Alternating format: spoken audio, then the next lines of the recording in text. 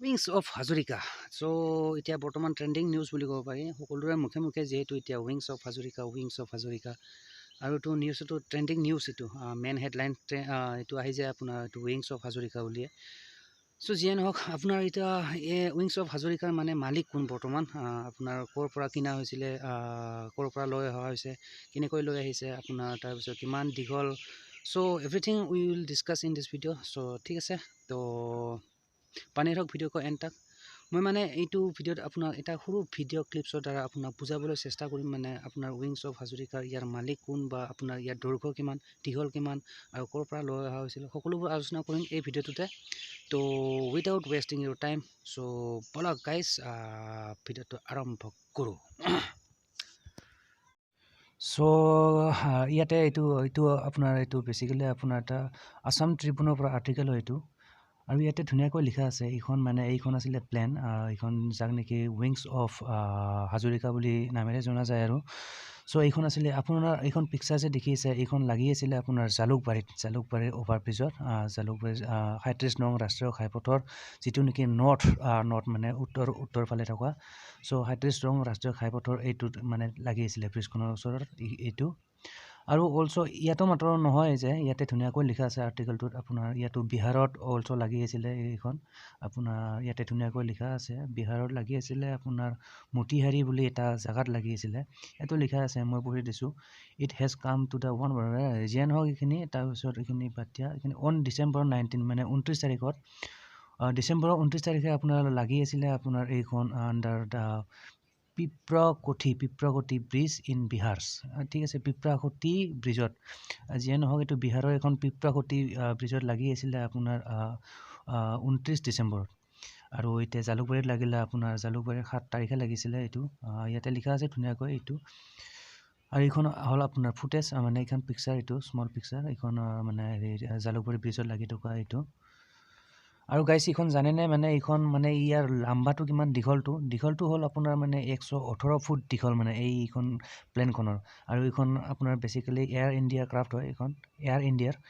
আৰু ইয়াৰ দীঘলটো আছিলে 118 ফুট ইয়াতে ধুনীয়াকৈ লিখা আছে এইটো চাই ল'ব পাৰিব ইয়াত তো গুৱাহাটী জানো এইটো হ'ল আপোনাৰ 118 ফুট লং এইটো লিখা আছে এনেকৈ Air India aircraft which is being transported to Assam from Mumbai মানে মুম্বাইৰ পৰা লৈ আহিছিলে আপোনাৰ মুম্বাইৰ পৰা আপোনাৰ ৰাস্তাই লৈ আহিছে আপোনাৰ অসমলৈকে এইখিনিতো সকলোৱে জানে চ' ইয়াৰ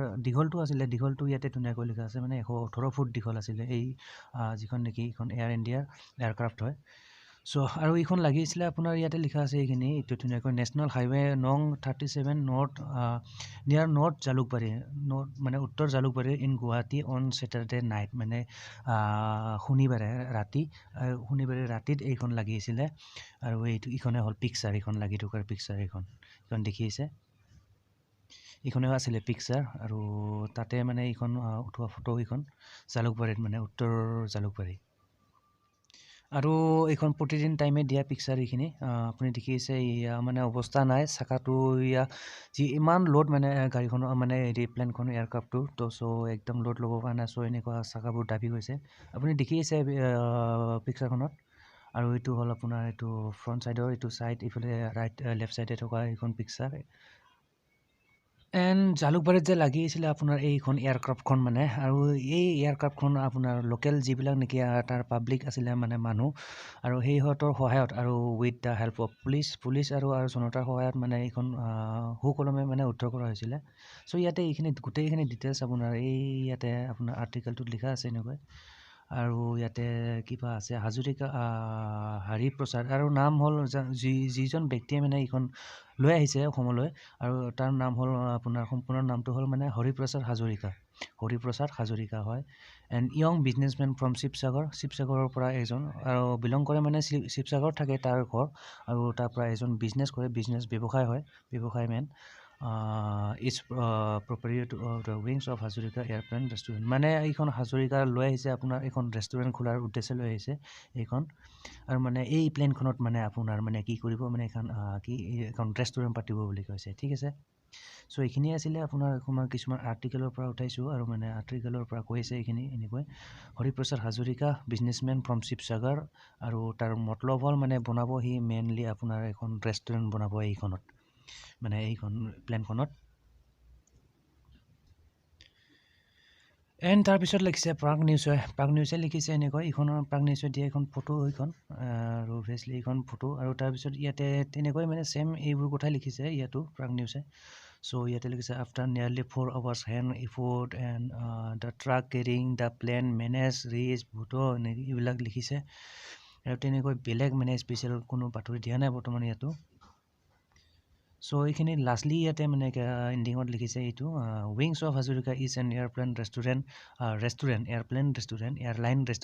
restaurant owned by Hariprasad Hazarika young Sivasagar businessman. So' এইখিনিয়ে লিখিছে তাৰপিছত আৰু বেলেগ আৰ্টিকেল কিবা কিবি আহি গ'ল বাৰু। চ' এইখিনিয়ে আছিলে আপোনাৰ উইংছ অফ হাজৰিকাৰ বিষয়ে কিছু কথা আৰু উইংছ অফ হাজৰিকাৰ মানে ইয়াৰ মেইন উদ্দেশ্য কি আছিল। চ' সকলোবোৰ আপুনি গম পালে চাগে ভিডিঅ'টোত আৰু আপোনালোকে আৰু